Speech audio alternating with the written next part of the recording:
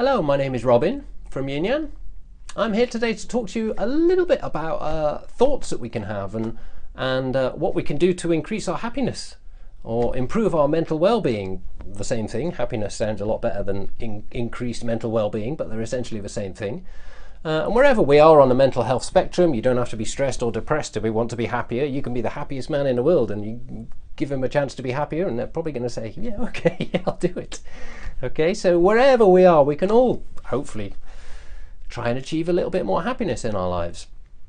But the thoughts that we have aren't always a useful tool to allow us to enable to do that unless we can actually understand our thoughts a little bit better. So we're going to try and do that today. So we can have thoughts about just about anything. We can have, on average, studies have shown between 50 and 70,000 thoughts a day, and 70% of those for most people are negative. So if each thought has an emotional charge attached to them and 70% of those thoughts are negative, it can have, it can potentially have a bit of a negative effect on our overall mood and our levels of happiness. And these thoughts one thought can lead to another, so we can start spiraling, if you like, and these can have positive spirals where a positive thought and a positive emotion leads on to another one and another one and another one, and we can get happier and happier.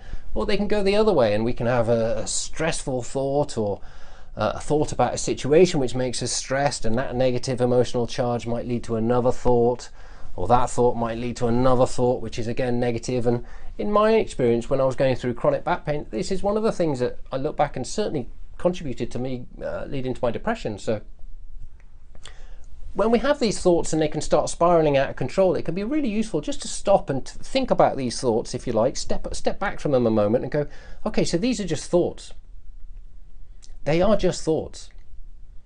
They're not true.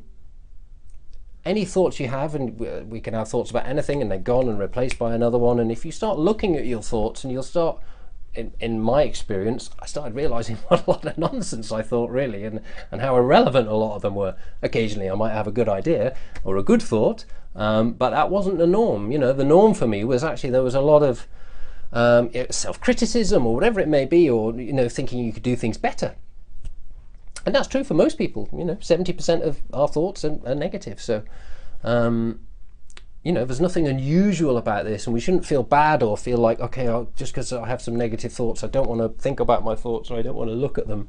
We don't want to face them, because that's not going to make us happier. By understanding thoughts as thoughts, seeing it as a thought and identifying if we have a thought and there's an emotional charge attached to that, we can see it and just go, okay, right, so I know you're a thought.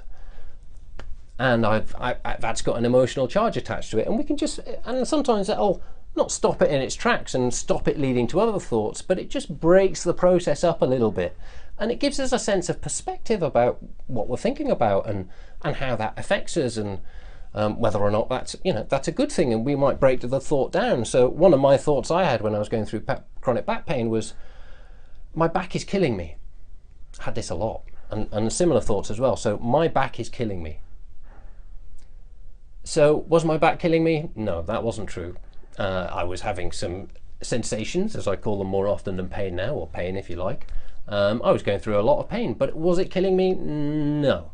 So I could break that down and think, okay, so is my back killing me? No, it's not. So actually, rather than that leading to a really negative emotional charge, maybe a bit less negative. So I was having, okay, so I might replace that thought then with, instead of my back is killing me, it was, I'm struggling with my back at this moment in time, or I have a lot of sensations in my back.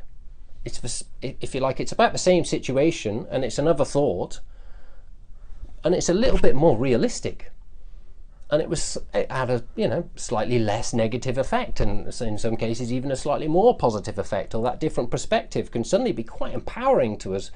And you can apply this technique of seeing thoughts as thoughts about whatever situation or whatever thoughts you might be having. And we can start to see our thoughts as that. They're just thoughts, nothing more, nothing less.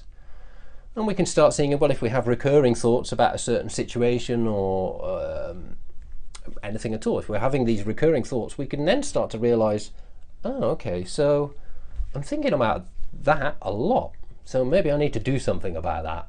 So we've learned something. By looking at our thoughts, we can take some sort of positive action about whatever it may be in our lives.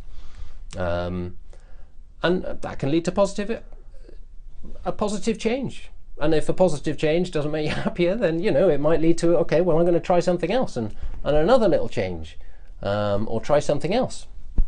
And then you might notice a change in your thought patterns and your thought processes, or these repeating thoughts might become a little bit less often, or you might start noticing, in my experience, some more positive thoughts coming in there.